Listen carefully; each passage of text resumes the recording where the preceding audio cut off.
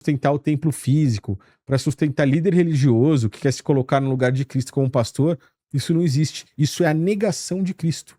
Eles estão negando a Cristo. Estão negando por completo. E os judeus? Porque existem judeus, né, Thiago, que são messiânicos e outros mais ortodoxos ali, não acreditam em Jesus. Cara, Você que já estudou bastante, eu sei que às vezes a gente fala de... Tá falando de teoria, mas vamos falar dessa parte também, que eu sei que você gosta muito. Gosto bastante também. Então, Cristo ele veio pregar primeiramente para os judeus, né? E depois para os gentios. Ele era um judeu, né? Ele era judeu, da tribo de Judá. E ele pregava nas sinagogas, né? Na verdade, todas as passagens que você vê Cristo nas sinagogas ou no templo em Jerusalém, porque só existia um templo em Jerusalém. Né? As pessoas pensam que existiam vários templos, como a gente vê hoje, templos religiosos, mas era assim. Existia um único local em Jerusalém, que tinha um templo grande, aonde eram feitos os sacrifícios de animais, aonde eles faziam todos aqueles ritos do sacerdócio levítico.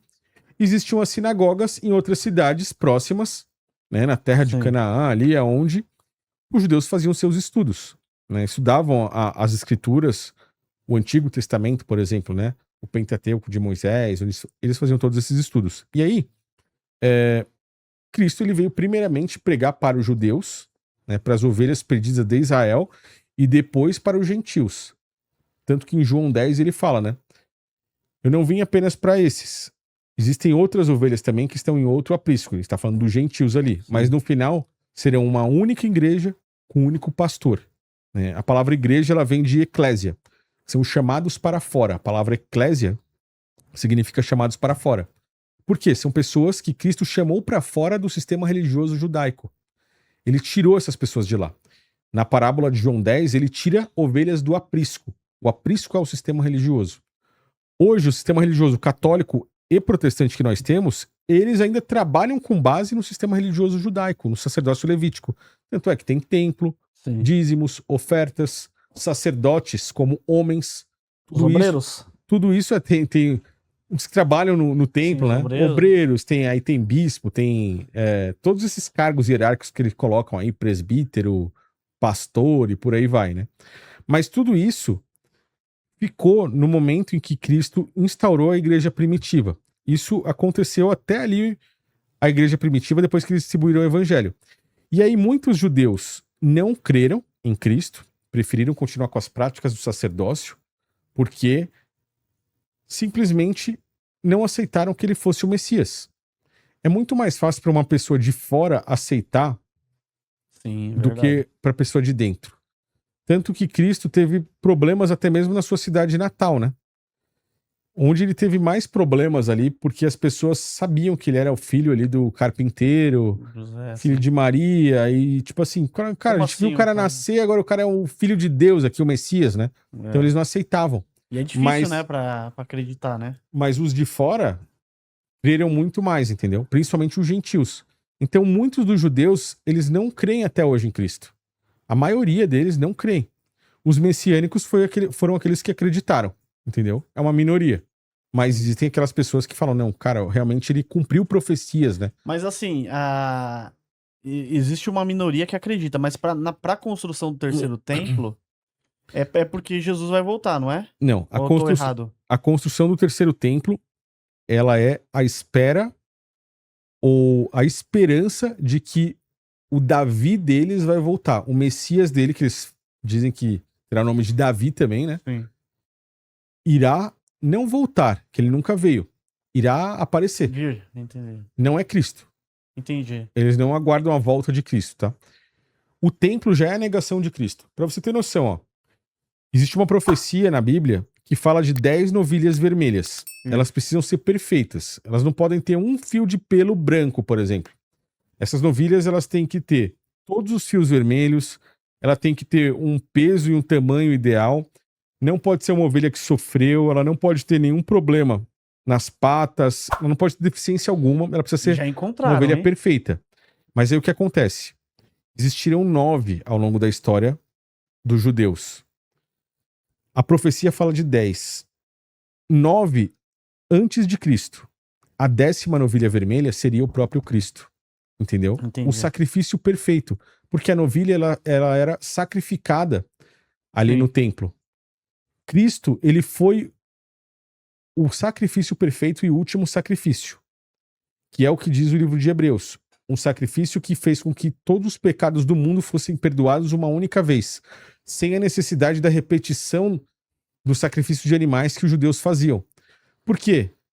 Se os sacrifícios de animais fossem perfeitos, por que todos os anos eles precisavam ser repetidos? Sim. Não estava cheirando pecado nenhum. Cristo, uma única vez, tirou o pecado que era advindo lá de Adão, que foi aquele pecado que trouxe a morte. Quando Cristo foi sacrificado, o que aconteceu? O homem, que não poderia ter o Espírito de Deus dentro de si, justamente pela contaminação do pecado de Adão, foi limpo desse pecado. E aí Deus passou a habitar no seu corpo, no meu, no corpo de todo mundo, a partir do momento em que Cristo disse, está consumado. Então o que acontece, Luan, e que muitos dos religiosos não entendem. Por exemplo, se Cristo ele foi o sacrifício, substituindo os sacrifícios de animais que eram feitos no templo todos os anos pelo sacerdócio levítico lá em Israel, então não há mais necessidade de sacrificar animais. Se não há mais necessidade de sacrificar animais, não há mais necessidade de sacerdotes, que no caso eram os levitas na época. Porque você teve o ato cumprido ali.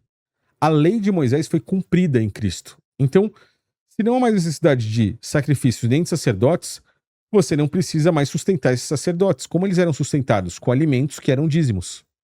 Hortelã, endro, cominho, frutos da terra. Os levitas recebiam e as 11 tribos colhiam ali e davam 10% para eles. E se você não tem mais necessidade de sustentar levitas com dízimos, porque eles não vão mais fazer sacrifícios, então não há mais necessidade de ter um templo de pedra. É por isso que Cristo, quando veio pregar nas sinagogas, já pregava contra tudo isso, contra o sistema religioso. Quando ele pregou no templo, ele pregava contra aquele templo. Entendi. Ele chegou na frente do templo, destruiu um monte de cambista que estava lá e falou, olha, destruam esse templo que eu reconstruirei em 3 dias. Mas os líderes religiosos acharam que ele falava daquele templo de pedra. Tanto é que questionaram, falaram, pô, como é que ele vai destruir um templo que levou 46 anos para ser construído em 3 dias? Porque Cristo falava do templo que era o seu corpo. O verdadeiro templo não feito por mãos humanas. Que a partir do momento em que ele fosse o sacrifício, iria se concretizar. E aí o que acontece? Cristo é sacrificado, Deus passa a habitar no corpo do homem. A partir daí, você é o templo de Deus. Deus habita em você. Não há mais necessidade de um local para Deus fazer presente. Você consegue ter contato direto com Deus pelo seu coração por um único mediador, que foi o próprio Cristo. Ele é o sumo sacerdote. E a Bíblia diz que todos nós somos sacerdotes a partir desse momento. Se nós somos os sacerdotes, o nosso corpo é o templo, Cristo é o sumo sacerdote, aquele que é o mediador entre Deus e o homem. Qual seria a figura para os dízimos? O dízimo era o alimento dos sacerdotes. Qual é o nosso alimento hoje?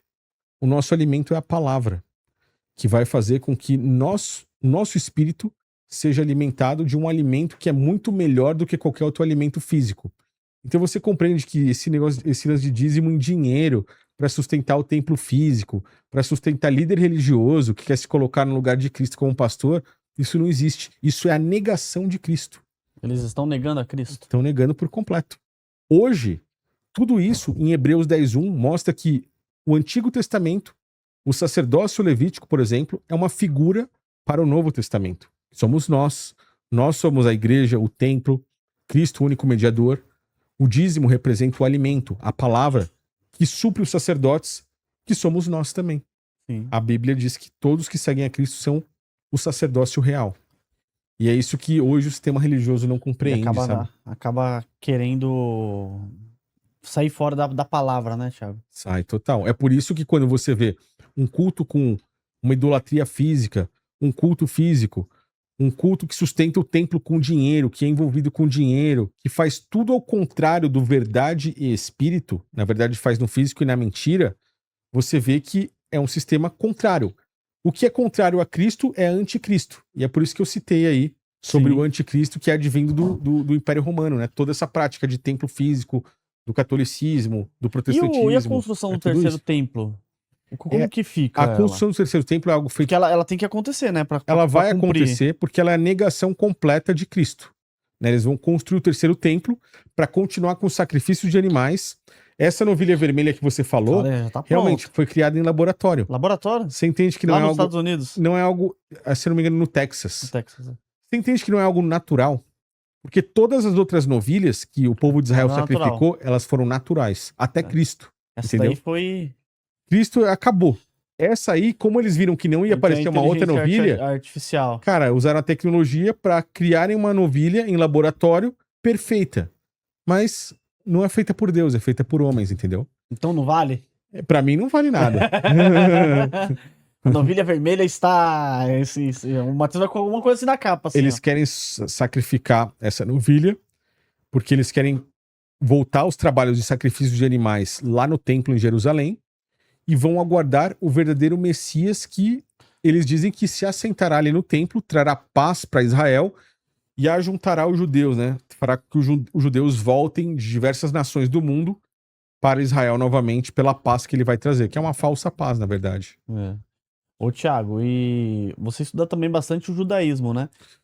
Um pouco. Um pouco. Você já viu aquele ritual que eles fazem, que eles passam a galinha por cima da cabeça? Você já chegou a ver isso daí ou não? Cara, eu já vi, mas eu nunca me aprofundei nisso. Então, eu queria saber disso. Eu sou curioso. Veio aqui o Rabino aqui, eu ia perguntar pra ele, mas ele não... Eu esqueci. Eu acabei esquecendo. Porque eles não falam muito, né, desse... Cara, eu posso pesquisar e numa próxima vez trazer essas informações aqui, sim.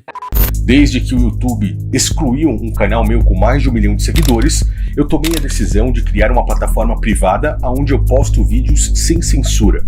Na verdade, são documentários que você nunca irá ver em lugar algum da internet. Eu convido você a clicar nesse momento no link que está na descrição e participar pelas últimas horas da chamada de encerramento, onde você clica no link na descrição, adquire o canal secreto por 1 ano e ganha mais 1 ano extra grátis. Quanto vale o seu conhecimento?